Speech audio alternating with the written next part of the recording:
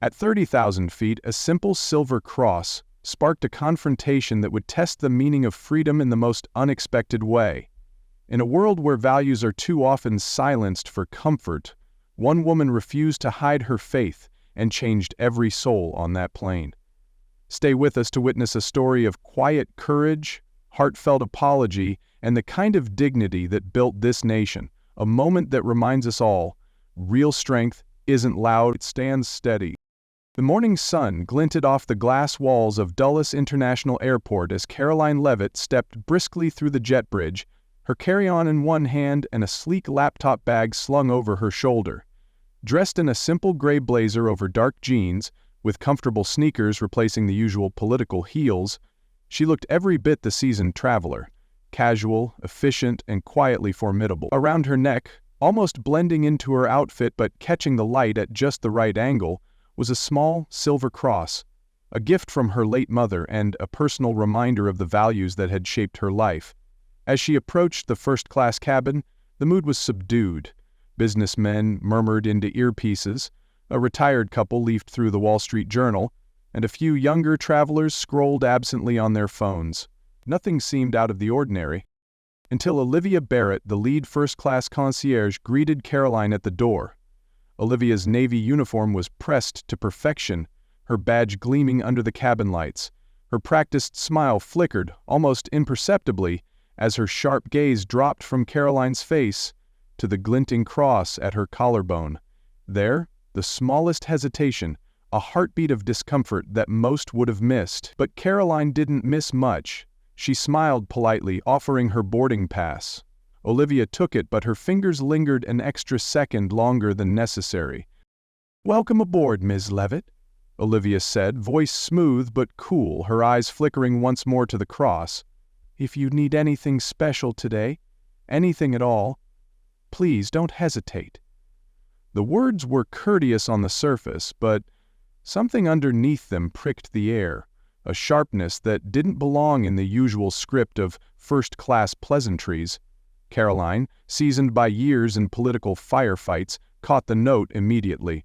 She tucked her boarding pass away, her fingers brushing lightly against the cross, and met Olivia's eyes with a calm, unflinching gaze. "Thank you," she replied, her voice as even as polished marble. "I'm sure everything will be just fine." Behind her, passengers shuffled forward. The engines outside rumbled to life. Inside the first-class cabin, though, the tension had already taken flight, a silent ripple, starting with a cross no bigger than a thumbnail and destined to grow into a moment no one on that flight would ever forget. As Karoline moved toward her seat, Olivia Barrett stepped aside with practiced grace, but inside, a knot tightened in her chest. The silver cross still shimmered in her mind's eye, tugging at emotions she had long fought to bury. Memories surfaced unbidden, sharp as broken glass. Sunday mornings in a small Virginia town, stiff dresses and silent marches into a cold wooden church, her father's stern voice echoing in the narrow halls. Faith is obedience, not choice. Olivia had knelt before a towering oak cross countless times, not in devotion, but under the heavy weight of expectation.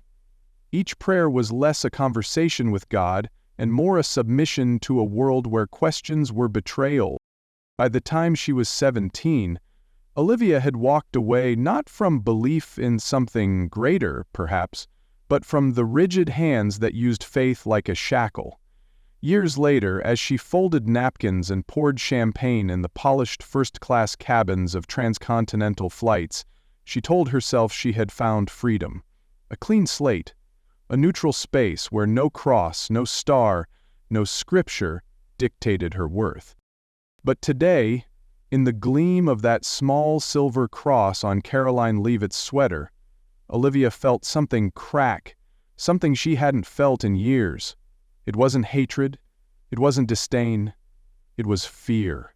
Fear that the very thing she had escaped could find her even here, in the curated neutrality of a first-class cabin thousands of feet above the ground. Fear that standing by while someone else's faith was displayed so openly meant surrendering to forces she had vowed never to let rule her again. Straightening her uniform, Olivia pushed the memories down with the efficiency of a professional. She was here to ensure order and comfort. That was her duty, and if that meant nudging passengers to keep personal symbols discreet, especially ones that could ignite discomfort in others, then she would do it. For herself. For the neutral space she had carved out of a complicated world. And as she watched Karoline settle into her seat, Olivia resolved, today neutrality would be protected, no matter how small the symbol or how famous the woman who wore it. The first-class cabin settled into a familiar rhythm as passengers found their seats and stowed their briefcases and coats. Soft classical music drifted through the overhead speakers, blending with the muted clink of seatbelt buckles and the low hum of engines preparing for departure. Karoline Leavitt placed her laptop bag neatly under the seat in front of her and slid into 2A, a corner seat offering both privacy and a clear view of the cabin. She pulled out her tablet, scanning through final notes for the upcoming Tech and Innovation Forum, a keynote speech that could define the administration's AI policy for years to come. Across the aisle, a middle-aged man in a navy blazer adjusted his reading glasses and powered up a small recorder. Evan Shaw, freelance journalist and political blogger, known for his liberal takes on public freedoms, eyed the cabin with casual interest, noting faces, details, atmosphere. A few rows behind him, Sam Brooks, a broad-shouldered man with sun-worn skin and a small American flag pin on his lapel, settled into his seat, nodding politely to the flight attendant as he tucked a worn copy of the U.S. Constitution into the seat pocket.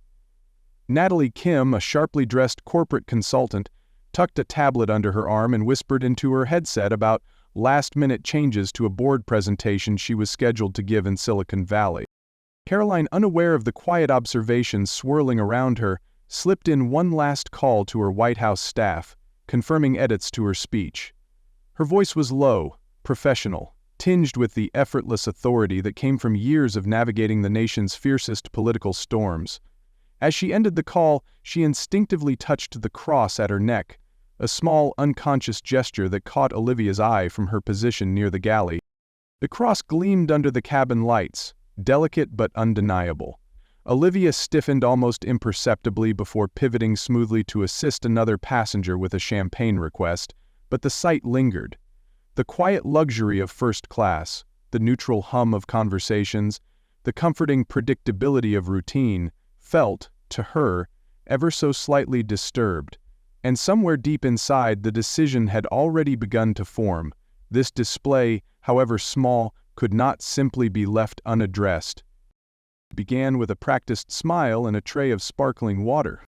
Olivia approached Karoline's seat with measured steps, balancing the tray carefully, the picture of airline professionalism. Yet beneath the polished surface, her nerves were tightening like a drawn bow. She had thought, briefly, to let it go, to simply serve drinks, offer pillows, maintain the fragile, polished peace of first class. But each glance at the small silver cross seemed to magnify it, to make it louder, brighter, more disruptive than it truly was. As she placed a glass on Karoline's tray table, Olivia spoke, her tone light, almost conspiratorial. "Miss Leavitt," she said, her voice smooth but laced with an edge. "Just a small courtesy reminder. We encourage all passengers in first class to keep personal symbols, especially religious ones, discreet. It's about maintaining a neutral, welcoming space for everyone aboard." The words fell into the air like a stone into a still pond. Karoline, her hands still lightly resting on her tablet, looked up slowly, her expression unreadable. She tilted her head slightly, the way a seasoned press secretary might when fielding a loaded question. Around them, the cabin buzz softened, passengers instinctively tuning in without meaning to. Karoline touched the cross with 2 fingers, not hiding it but acknowledging it. "Is that an official airline policy?" she asked, her voice low but clear, carrying effortlessly through the hush. Her tone was not confrontational, but it held the unmistakable weight of someone used to standing their ground in far fiercer arenas than this. Olivia's smile tightened. "It's encouraged," she said, "for comfort. Some passengers might feel uncomfortable seeing religious displays in such close quarters." "And if I were wearing a gemstone or a peace symbol?" Karoline asked, her voice sharpening just enough to make the implication clear. "Would you encourage discretion then?" A few heads turned openly now. Evan Shaw, seated nearby, discreetly unlocked his phone and opened his notes app, his journalistic instincts sharpening. This wasn't just a minor spat. This was something else. A confrontation about identity, about space, about rights unfolding in real time. Olivia hesitated, visibly flinching under Karoline's calm gaze. "This isn't about targeting you personally," she said quickly. "It's about the atmosphere we're expected to maintain for all passengers." Karoline gave a small, almost imperceptible smile, the kind that didn't reach her eyes. "Atmosphere," she repeated quietly. "At what point does protecting atmosphere become silencing people?" The air in the cabin grew denser, almost tactile. Sam Brooks, 3 rows back, shifted in his seat, his phone now angled discreetly toward the scene. He leaned toward the woman next to him and whispered, "She's standing up for all of us." Natalie Kim, 2 rows over, folded her hands tighter over her tablet, her eyes flickering between the 2 women, the tension pulling at her composure. Olivia's professionalism faltered for a second, just long enough for frustration to flash across her face. "Ms. Leavitt," she said, voice lowering, "I'm asking you to cooperate. Otherwise, I'll need to escalate this matter to the captain." It was a threat, veiled in formal courtesy, but a threat nonetheless. Karoline didn't blink. She leaned back slightly, her fingers still resting lightly against the cross. "You're free to do what you think is necessary," she said, her voice even, almost gentle. "But understand, asking me to hide this isn't just about a piece of jewelry. It's asking me to silence part of who I am. I won't do that." The declaration was quiet, but it hit with the force of a bell ringing through the cabin. Several passengers shifted in their seats. A murmur rippled through the space. Evan Shaw's fingers flew across his keyboard, drafting the headline already forming in his mind. "Karoline Leavitt challenges airline over religious freedom." Sam Brooks steadied his camera phone, capturing Karoline's calm resolve, whispering to himself, "This is America right here." Olivia straightened her posture, her face reddening slightly. She gave a tight nod, spun on her heel, and walked briskly toward the galley. Her departure left behind a silence so heavy it pressed against every surface of the plane. Karoline exhaled slowly, her hand returning to her tablet, her face composed, but in the reflection of her darkened screen, the small silver cross gleamed, defiant, steadfast, a symbol not merely of personal faith but of something larger, something that would soon echo far beyond the confines of the first-class cabin. Outside, the engines roared louder as the plane ascended into a ceiling of clouds, the turbulence inside the aircraft just beginning, not of air currents, but of conscience.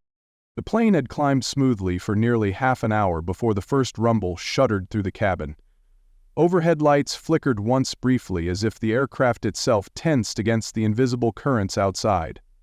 A low ding echoed from the speakers, and the seatbelt sign blinked back to life. "Flight attendants, please take your seats," the captain's calm voice announced overhead, but it carried an undercurrent of tension now, an edge that hadn't been there before. Karoline fastened her belt without hurry, her motions fluid, as if turbulence, whether in the air or in the public arena, was something she had long learned not to fear. She set her tablet aside, folded her hands lightly in her lap and touched the silver cross again, a silent gesture of steadiness, not supplication. Around her, the cabin seemed to collectively hold its breath. Olivia Barrett returned to the galley, standing rigid against the service counter, one hand gripping the edge hard enough to whiten her knuckles. The turbulence deepened, jolting the plane as it carved its way through unseen forces high above the country. Drinks rattled in their glasses. A few passengers gasped softly as overhead bins creaked. Sam Brooks tightened his grip on the armrests, muttering a quiet prayer under his breath, his phone forgotten for the moment. Evan Shaw, still clinging to his laptop, struggled to type, each keystroke jarring slightly as the plane rocked. Natalie Kim closed her eyes briefly, her knuckles pale against the tablet she clutched to her chest. But Karoline sat, still. Not rigid, not fearful, simply present. In the chaos, the tiny cross at her neck seemed to catch every flicker of cabin light, gleaming each time the plane lurched, as if defying the turmoil that battered everything else. Olivia, still frozen near the galley, watched her. The cross that moments ago had seemed like a personal affront now shimmered like a lighthouse through the storm. Olivia's own heart pounded painfully in her chest, not because of the turbulence, but because of the roiling emotions she could no longer neatly fold away: anger, fear, envy, regret. A particularly violent shudder pitched the plane slightly sideways, eliciting scattered gasps across the first-class cabin. Karoline's hand remained steady on the armrest, her gaze lifted toward the small window, watching the clouds churn beyond the glass. She wasn't challenging the storm, she was enduring it, trusting in something unseen, something beyond human frailty. In that moment, without a single word spoken, the symbolic battle in the cabin became unmistakable. The storm outside mirrored the invisible battle raging inside, between control and faith, between imposed neutrality and freedom, between fear and quiet courage. For many in that cabin, some of them hardened travelers, executives, former soldiers, it was not the turbulence itself that would be remembered, but the image of one woman, calm and unwavering, grounded not by policy or politics, but by the quiet conviction of something far deeper. The aircraft bucked once more, and as Olivia stumbled slightly, catching herself against the counter, her eyes filled, not with anger, but with something closer to shame. How strange, she thought, that in all her efforts to build a life free from imposed beliefs, it was this simple act of quiet faith, that made her feel more exposed than all the sermons of her childhood combined. Gradually, the turbulence began to ease. The plane leveled out with a final, reluctant sway, and the engine's hum deepened into something steadier, calmer. The fasten seatbelt sign remained lit, but a few passengers cautiously shifted in their seats, murmuring low reassurances to one another. Karoline released a soft breath and returned her hand to her lap, her face serene. The silver cross rested against her sweater once more, not aggressively displayed but not hidden either, simply there, as much a part of her as her steady pulse. In the softening silence that followed, the confrontation lingered in the air, unresolved but unavoidable, like static electricity crackling before a storm's second wave. Olivia straightened slowly, smoothing her skirt with shaking hands. The choice that lay ahead, whether to double down on confrontation or to seek a different path, weighed heavily on her, and for the first time since she had first noticed the cross, the war Olivia was fighting no longer seemed to be with Karoline, it was with herself. The turbulence had barely settled when the first-class cabin fell into a different kind of stillness, a brittle, waiting silence that clung to the recycled air. Passengers shifted in their seats, casting furtive glances toward the galley, where Olivia Barrett stood stiffly, staring at the closed door as if it might offer an escape. But there would be no escape today. Within minutes, the heavy click of polished shoes echoed faintly down the aisle. Captain Laura Bennett, a 30-year veteran of the skies, approached with calm authority. Her Navy uniform was immaculate, her silver hair neatly pulled back, 4 gold stripes gleaming crisply at her cuffs. She carried no clipboard, no pretense, just the unmistakable weight of command honed by decades of experience. As she entered the first-class cabin, conversations ceased entirely. Even the hum of the engines seemed to dim. Olivia stepped forward first, her professionalism strained but intact. "Captain Bennett," she began, her voice low but urgent. "There's a situation with one of the passengers concerning—" She hesitated, choosing her words carefully. "A visible religious symbol and the comfort of the cabin environment." Captain Bennett's sharp eyes shifted from Olivia to Karoline Leavitt, who remained seated in 2A, composed, her hands folded lightly over her lap, the silver cross glinting softly against her gray blazer. Karoline met the captain's gaze steadily, without challenge, without apology. "Thank you, Miss Barrett," Bennett said, her voice even. She turned slightly to address the entire cabin. "Ladies and gentlemen, to maintain fairness and transparency, I'll hear both sides before making any determination." Passengers leaned in subtly, their interest no longer disguised. Evan Shaw discreetly adjusted his phone, capturing every word. Sam Brooks crossed his arms, his expression carved in stone. Olivia recited her version first, that she had simply reminded Miss Leavitt of airline guidelines regarding maintaining a neutral atmosphere for all passengers. She emphasized that her intention wasn't punitive, merely preventative, to avoid making others uncomfortable. Captain Bennett listened without interruption, her expression inscrutable. Then she turned to Karoline. "Ms. Leavitt," she said with formal courtesy, "your perspective?" Karoline rose calmly to her feet, standing at her full height, though her tone remained soft. "Captain, this cross isn't a political statement. It's a personal reminder of my faith, a gift from my late mother. I wear it not to provoke, but because it anchors me. I've flown often and have never been asked to conceal it. Asking me to hide it today isn't about neutrality, it's about erasing something deeply tied to who I am." There was a pause, long enough for the meaning to sink in. Sam nodded slowly from his seat. Natalie Kim shifted uncomfortably, glancing away. Captain Bennett's gaze returned to Olivia. "Ms. Barrett," she said, her voice firm but not unkind, "can you cite the specific airline policy that prohibits passengers from wearing religious symbols openly?" Olivia hesitated, a dangerous beat too long. "No, Captain," she admitted finally, her voice tight. "It's encouraged, not enforced, to maintain comfort." Captain Bennett's jaw tightened almost imperceptibly. She nodded once, then turned back to the cabin. "There is no violation of airline policy here," she announced clearly, her voice carrying the finality of a gavel striking wood. "Passengers are free to wear personal religious symbols, provided they do not endanger safety or actively disrupt the flight. No further action will be taken." A low murmur rippled through the cabin. Relief from some, resentment from others, but mostly the quiet acceptance that accompanies rightful authority. Captain Bennett faced Karoline again, her gaze warm this time. "Thank you for your cooperation, Ms. Leavitt. Please continue to enjoy your flight."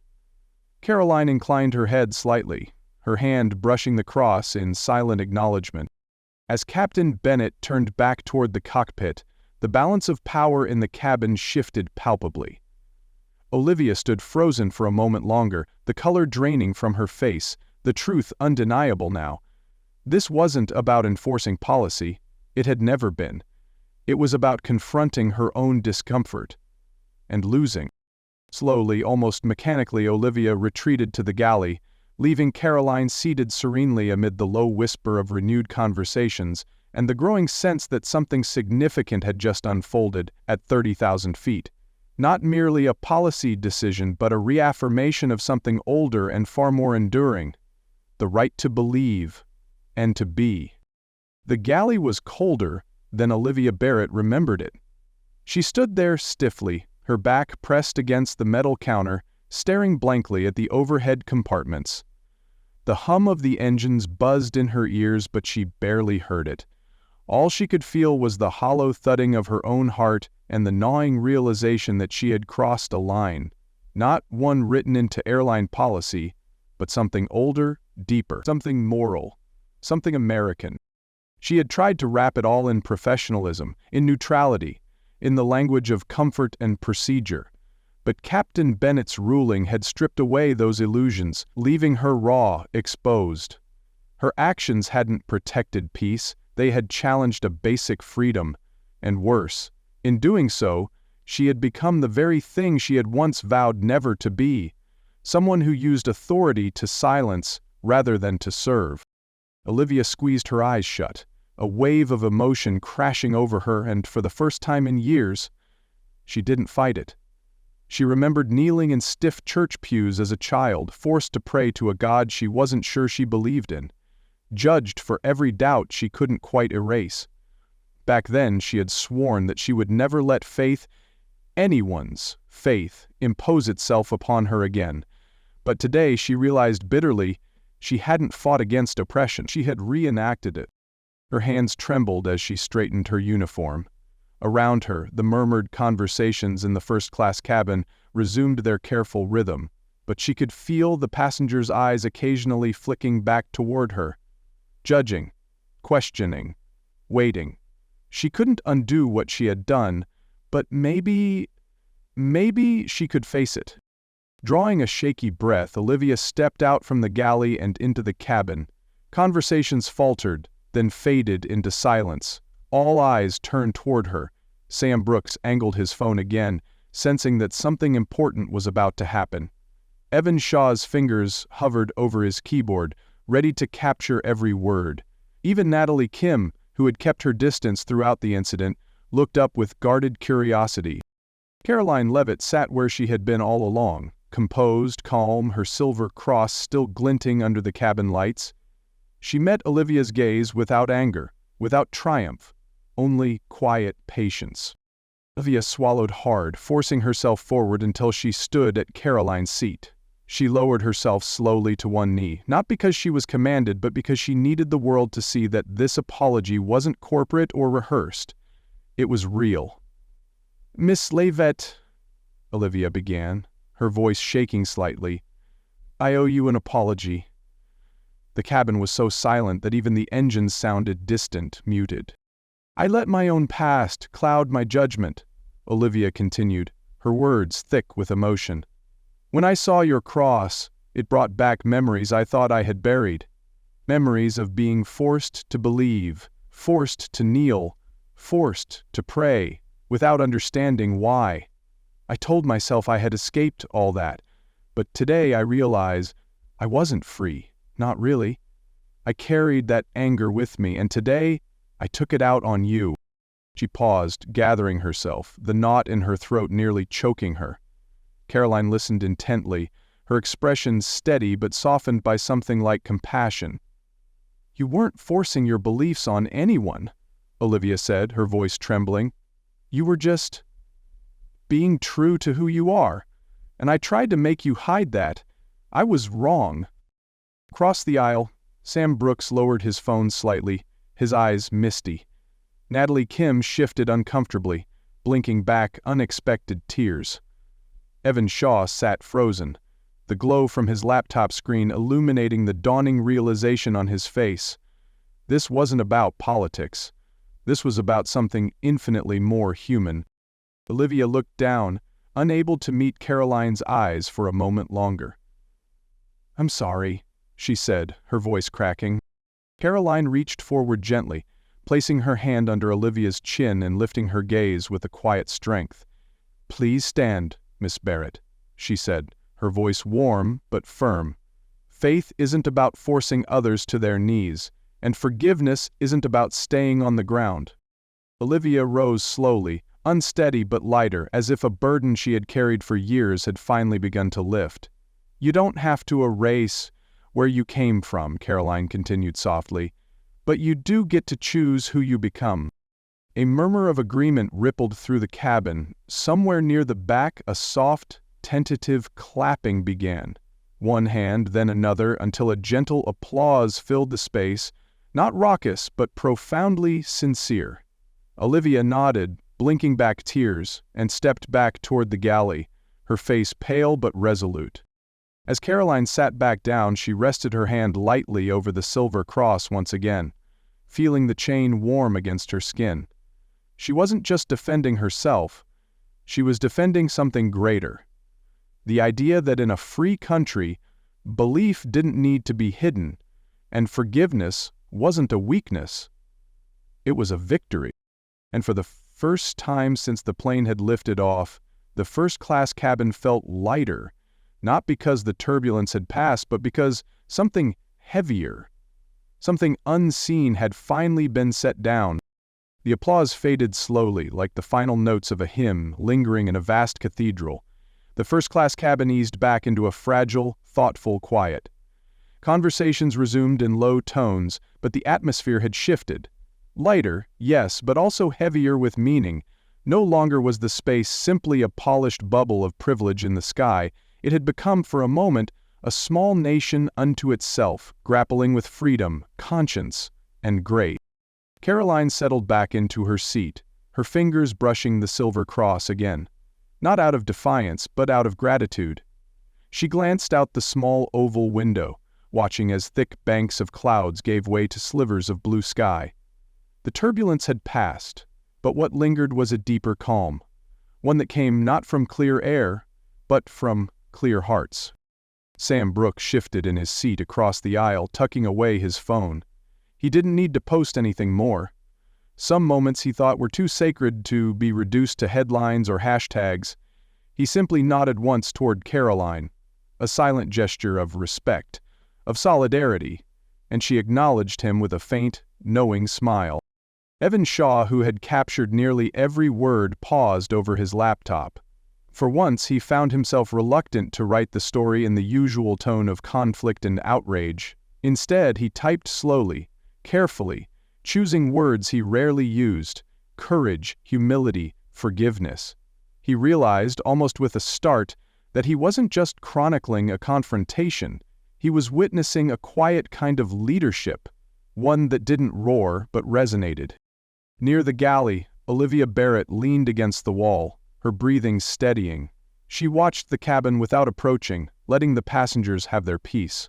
She knew she had more work to do, more atonement to make, but for now it was enough to have taken the first step. Natalie Kim, for her part, slipped off her headset and closed her tablet. The quarterly reports could wait. She stared out the window, reflecting on a simple truth that felt heavier and more urgent than any corporate merger. Dignity. Real dignity wasn't something you demanded from others.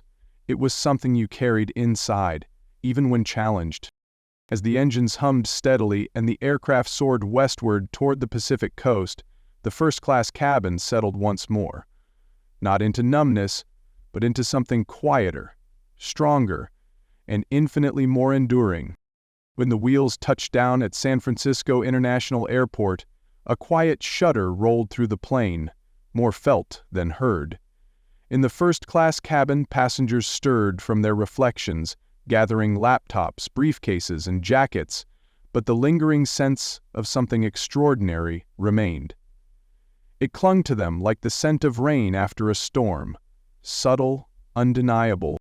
Karoline Leavitt gathered her belongings with unhurried grace. Her silver cross, still resting lightly against her sweater, caught the late afternoon sun streaming through the window. She moved through the aisle with the same quiet dignity she had shown throughout the flight, nodding politely to the passengers, who now looked at her with something more than recognition, something closer to reverence.